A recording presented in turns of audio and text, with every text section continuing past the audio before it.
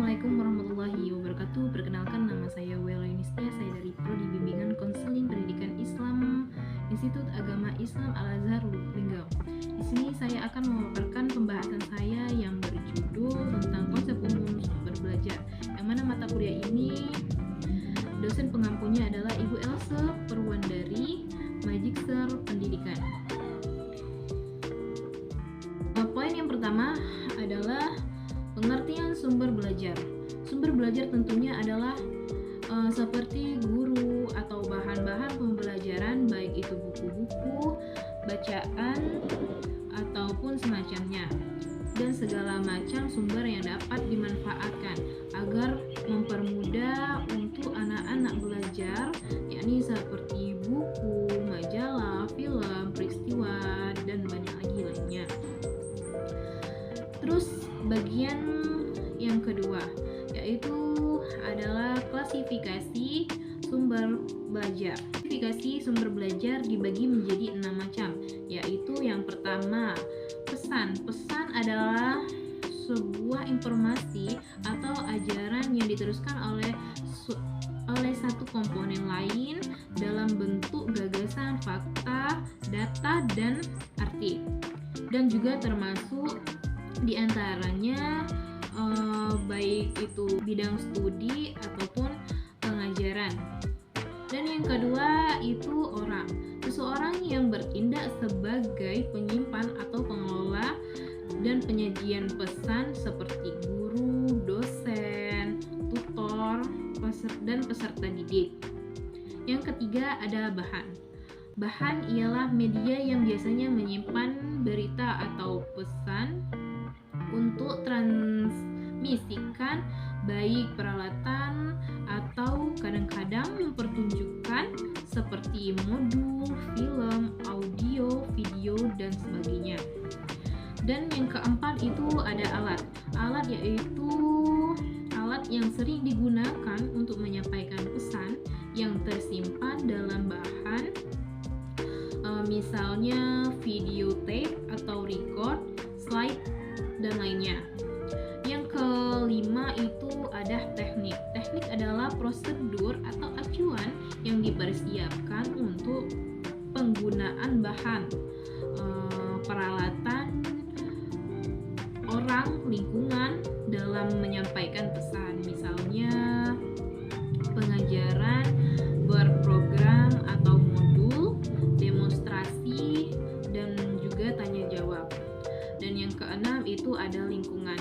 Lingkungan adalah situasi atau suasana sekitar di mana pesan tersebut disampaikan, baik itu lingkungan fisik seperti perpustakaan, ruang kelas, gedung sekolah, dan juga taman.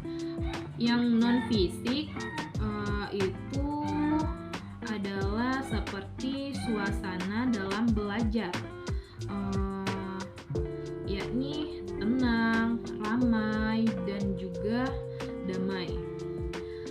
Terus kita masuk ke poin yang ketiga, itu adalah komponen sumber belajar. Komponen sumber belajar adalah semua bagian yang ada di dalam sumber belajar, baik itu dirancang maupun yang dimanfaatkan. Baiklah,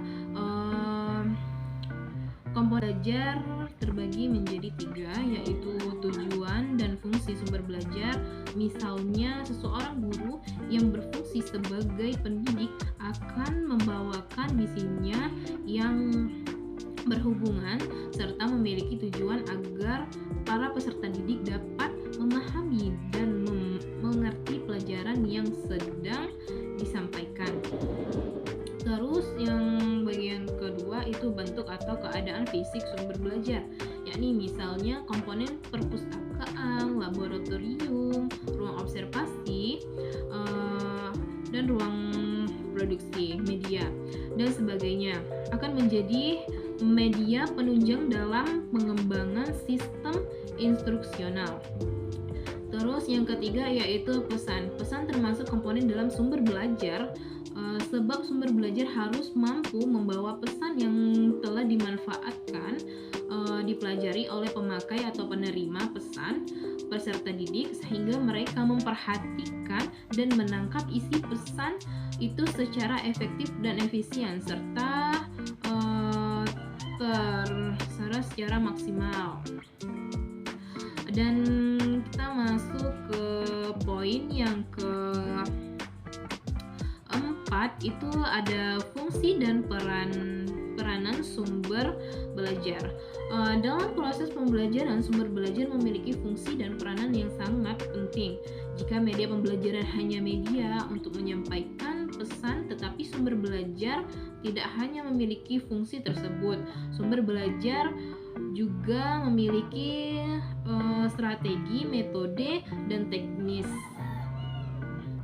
Adapun secara umum fungsi dari sumber belajar yaitu yang pertama, meningkatkan produktivitas pembelajaran dengan jalan yaitu mempercepat belajar dan membantu guru guna menggunakan waktu secara lebih baik. Dan yang kedua itu memberikan kemudahan atau kemungkinan pembelajaran yang sifatnya individu secara mengurangi kontrol guru yang kaku dan juga tradisional. Dan yang ketiga itu memberikan dasar lebih ilmiah terhadap pembelajaran dengan cara merancang program mempelajari sistematis. Dan yang keempat itu lebih memantapkan pembelajaran dengan jalan meningkatkan kemampuan sumber belajar.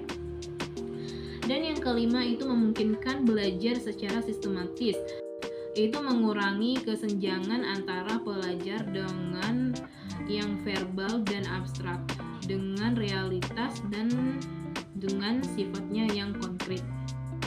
Dan yang keenam itu memungkinkan penyajian pembelajaran yang lebih luas, yaitu dengan menyajikan informasi yang mampu menembus batas geografis. Dan adapun peran sumber belajar itu terbagi menjadi dua. Yang pertama itu peranan sumber belajar dalam belajar klasikal. Pola komunikasi yang digunakan adalah komunikasi langsung antar guru dan siswa. Dan yang kedua itu ada peranan sumber belajar dalam belajar kelompok. Dalam kenyataan, teknik-teknik yang digunakan dalam belajar kelompok dapat merangsang kreativitas, aktivitas, dan interaksi setiap anggota kelompoknya. Terus bagian yang terakhir dan poin yang terakhir itu adalah kriteria pemilihan sumber belajar. Menurut Sudjana dan Rifai, memilih sumber belajar harus berdasarkan kriteria tertentu yang secara umum terdiri dari dua macam ukuran, yaitu kriteria umum dan juga kriteria berdasarkan tujuan yang hendak dicapai. Baiklah, mungkin itu saja yang bisa saya sampaikan pada video kali ini. Kurang lebihnya kita sama-sama belajar dan saya mohon undur diri. Terima kasih sekali lagi. Wassalamualaikum warahmatullahi wabarakatuh. See you next time.